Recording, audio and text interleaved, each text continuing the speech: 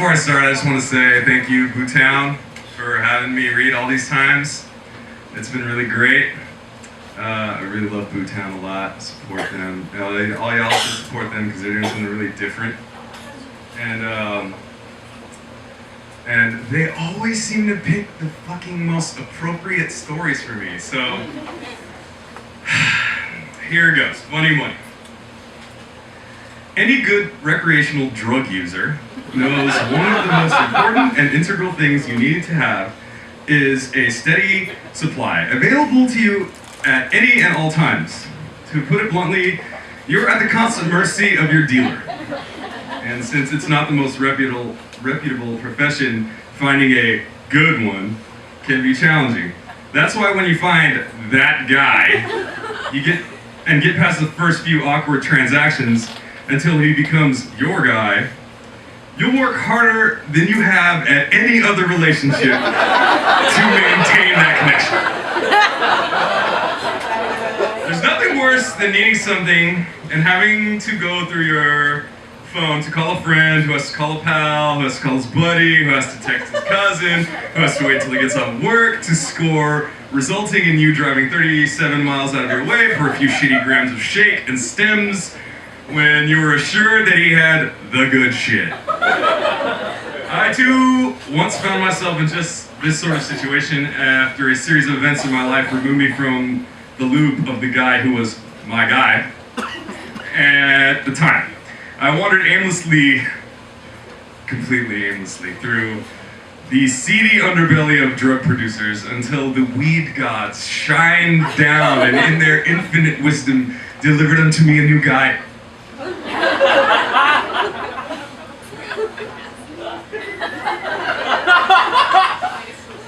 This wasn't like any other guy I had before though. He was different.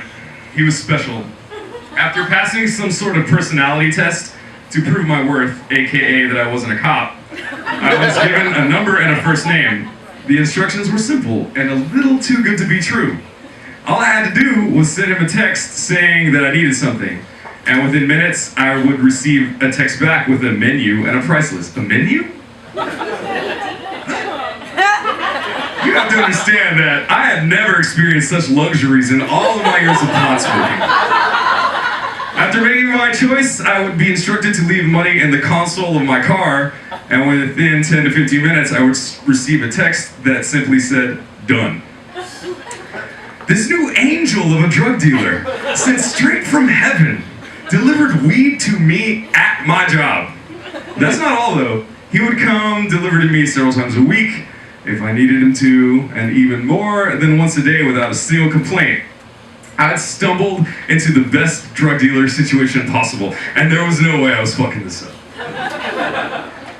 So, gone were the days of driving somewhere to meet the skeezy friend of a friend in a parking lot, or the long, awkward conversations that are typically unavoidable during the purchase of illicit substances. I had no idea what this guy looked like, or drove, or if he was really even a guy. And I have to say, I liked it that way. I mean, it's not like I expected to one day have to rat him out, but just knowing that I never could was comforting. So one day after our ritual text and transaction were complete, I left work to run a few errands before heading home to enjoy my purchase. Typically, I don't deal in bills larger than 20s, but this was a rare exception when I actually had a couple of hundreds on me, so I decided to pay like a baller. One of the bills was the crisp new design that had come out recently, while the second was considerably older from before they started making the heads big and the colors funky. Just good old green American $100 bill, tried and true, like our grandpappies used to use. Anyway, I wandered into the high-priced books on my way home. Just as I began perusing the social sciences section, I realized that I left my phone on silent, and I took it from my pocket to switch it on. I stared at the screen, a bit puzzled, as it notified me that I had 3 missed calls from my guy. We had never actually talked on the phone before, so for the life of me, I didn't understand why I had chosen now to take our mode of communication to the next level. Maybe he was performing a quality control survey, or Maybe he wanted feedback on how to better improve his customer service? That's when the text started rolling across the screen. "You gave me a counterfeit 100!" screamed the first text. And I was high, so I was like, barely able to process the meaning or gravity of this statement, man. You know, like, "You need to call me now."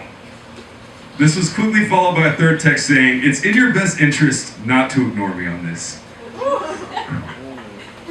My fingers flew across the tiny digital keyboard screen, doing their best to both agilely and accurately defend me.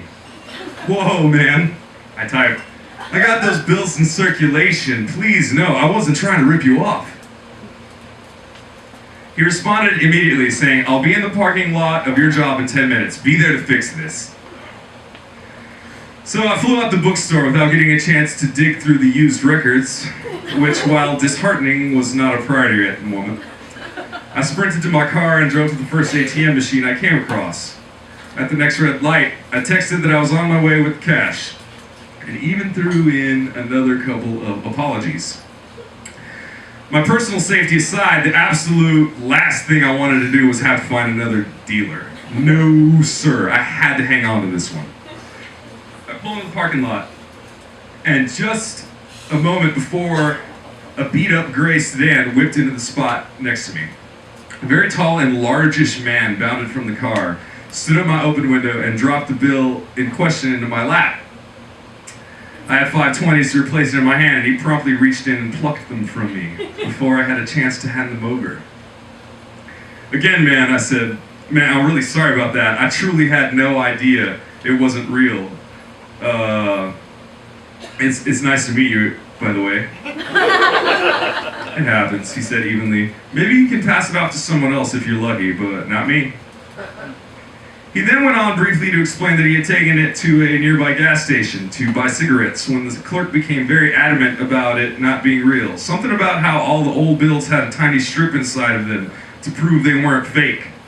And this bill did not have one. With that, he said he was back in his car, speeding through the parking lot and out of sight. I sat there for the next 10 minutes or so, inspecting the bill. I held it up to the sun and flipped it over and over again, looking for any other indicator besides a missing strip that it would be a fake. I scanned it until my eyes hurt, but to me it honestly looked legit.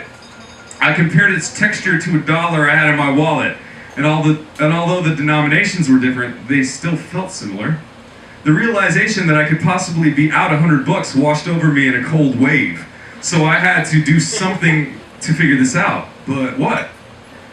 I looked across the parking lot at the Wells Fargo I often frequented and slowly rolled my car into its direction, unsure of what I would do when I get there. I didn't want to just take it in and ask, because if it was indeed fake, I didn't know what they'd do. I mean, I've heard banks have to keep all counterfeit bills and send them to the Federal Reserve to be destroyed or something. What if they asked me a bunch of questions about where I got it or why I thought it was fake? Questions that I'm sure I could come up with reasonable answers to, but at the moment I was not thinking too clearly because I was high. I stood lingering just outside the bank door before deciding to divert my path to the ATM on the sidewalk. Can't believe I didn't think of this earlier, because it just seems so obvious. I could just deposit the bill in question at the ATM, and if for some reason the bank robot didn't deem it worthy, I could just take it back and walk away with no questions. Asked.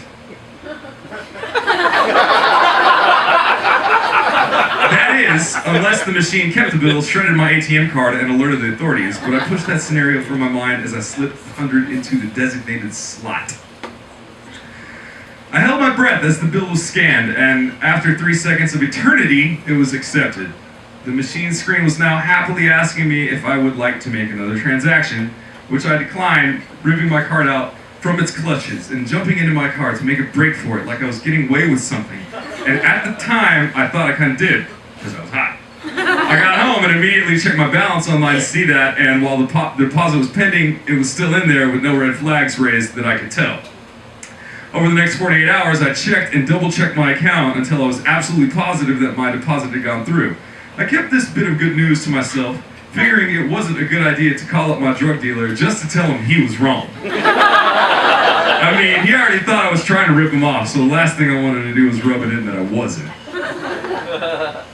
Despite this little hiccup in our relationship, he's still my guy, and I still remain one of his best customers. Like I said before, once you have a good drug dealer, you work a little harder to keep this relationship intact and pleasant for both parties. He still drops off packages to my car while I'm at work on a very regular basis. But now, I only pay in 20s, fresh from the ATM, and I always leave a counterfeit detection marker for him in my console.